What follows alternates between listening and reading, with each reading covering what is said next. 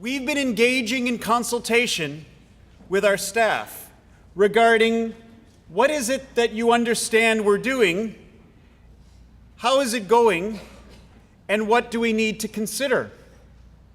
And I am happy to report that not only did you start that process in March, and then engaged your departments and your schools in this process in April, but an unprecedented 1,700 staff members, service departments, and school-based personnel responded to our online survey regarding what is it we need.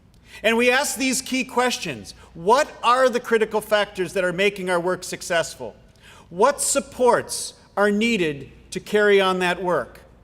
Part of our desire this morning is to keep things clear and simple because the work as we know it is complex. And our goal, if I can add to the goals that were put forward this morning by Mag, is that you leave this room today with a clear understanding regarding how the voices of our community have absolutely engaged the work we're doing in terms of system direction, and that you then have enough understanding and clarity to take that system direction to your departments and to your schools with lots of room to move to make that happen. This is what our community told us. And I'm going to go through each one very, very briefly so that you have a deep understanding of what it is that we need to consider as we move forward. Collaboration and communication, absolutely key. Creating that balance between system parameters, school and department expectations, and what goes on in classrooms and on the ground. Please remove the structures that act as barriers, we were told. And what I absolutely enjoyed seeing was please keep developing a culture where it is okay to admit mistakes. What that means to me is that you who lead have gotten that message out there. They talked about the importance of professional development. Increase those opportunities to develop new expertise. And our challenge, I think, is going to be, we're still in that transition, I believe, of where is the best place to learn. You know we've moved all the learning to departments and schools for the most part. And what I've come to understand is not all of our staff members see that all the time as training and learning. That is the training and learning. And we need to think about that as we move towards next year. The whole notion of data and evidence use came through. And what I am absolutely happy to report is the annual operating plan reflection around knowing our students seems to have put an important face on this whole notion of data.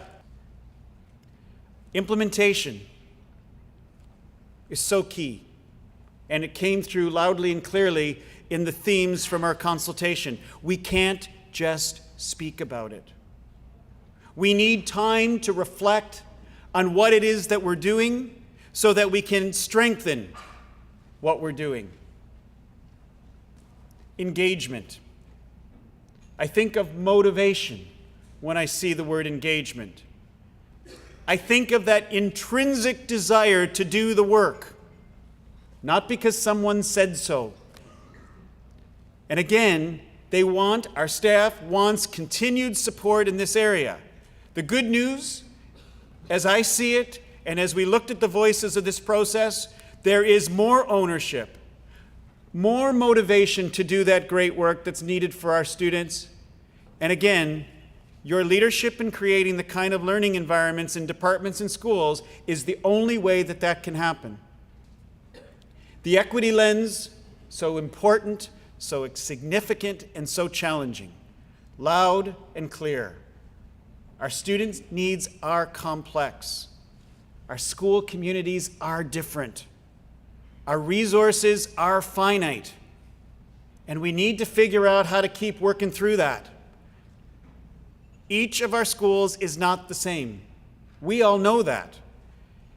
Mental health issues continue to challenge us. We understand that.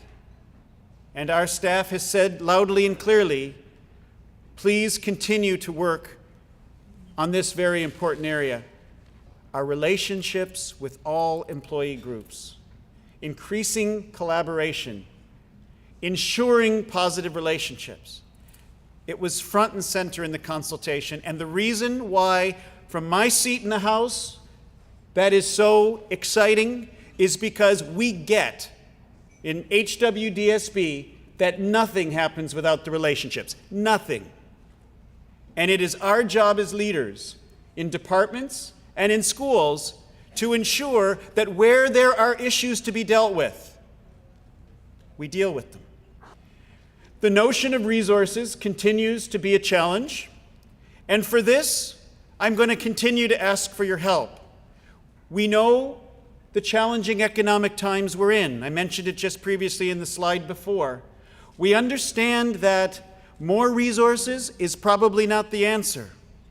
So what do we need from you? To ensure that our staffs have what they need, it may mean that we have to think differently about the resources we have.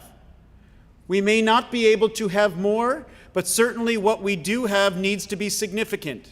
And just very, very briefly, our staff voice survey, the 1,700 people, said some interesting things that I'm going to ask you just to take a moment to think about with me. Only 51% felt they had a high-level understanding of our strategic directions. Not a major number from my seat, but it gets positive, and I'm going to ask you to think about these numbers. But interestingly enough, 67% felt that they understood collaborative inquiry in both service departments and in schools. So right there, what's triggered for me is, are we being explicit enough that when you engage in collaborative inquiry, you got a problem on the table. There's no easy answer to that problem. You bring all the people who've got great insight and experience and expertise around that table, and you wrestle with it. And you decide on a course of action, and you go make it happen. And then once you go make it happen, you figure out if it did anything. And if it did, keep doing it. If it didn't, change it. Only 46% think that we are taking their opinion, I should say, into account when we're making our decisions. So we need your help to ensure that any explicit connections around our strategic directions in our annual operating plan, you're helping our staffs understand how it is that we're living those in our schools and departments, and to please share with them how we have used their voice to inform this direction. And 52% again believe that our annual operating plan supports their work. 63% believe we communicate effectively. 68% believe that there are important opportunities for networking and sharing of best practices. 70% believe that they can share their leadership in formal settings, and 83% in informal settings, in both service departments and in schools. This is significant. Since the day I arrived in HWDSB, I said, we will only be successful when each and every staff member believes he or she has something to offer in terms of leadership. Leadership isn't just those of us in formal positions. Leadership is each and every person. And 83% of our 1,700 respondents believe that you are creating the environment in your departments and schools for them to share their leadership. 82% believe they can come to you for anything, any issue, any problem, and you will respond. Thank you. There is no improvement that will happen. There is no student learning that will take place. There is no service to schools that will be effective if our staff don't experience what's on this slide. Your leadership's making that happen, and we are improving because of it. In schools, 64% of our teachers and staff members in schools believe that the greatest barrier is our changing priorities. Now, only 44% felt that in departments, but I'm going to ask for something today. There isn't one priority that's changing. Actually, there hasn't been a priority that's changing, at least in the last 3 years since I've been here. I won't speak before me. and you're going to leave here without one changing priority based upon this data that told us, please don't do it. Could you please communicate that clearly and share that with your staffs? And I will do the same through whatever means I've got, but if that's a barrier to our school-based personnel, the message is actually, it's not changing, and we're going to need your help with that. I love the fact that almost 70% do believe that the network opportunities are making a difference. And lastly, and most importantly for me, that 80%, 77 with high expectations and 83 with is academic achievement celebrated in my school, 80% of our school-based staff believe we are creating cultures of high expectations. So again, I'm going to ask you to think about that. A culture of high expectations that we're going to speak about at the end of today's session, because it's part of our direction, is one of the most significant indicators of student success.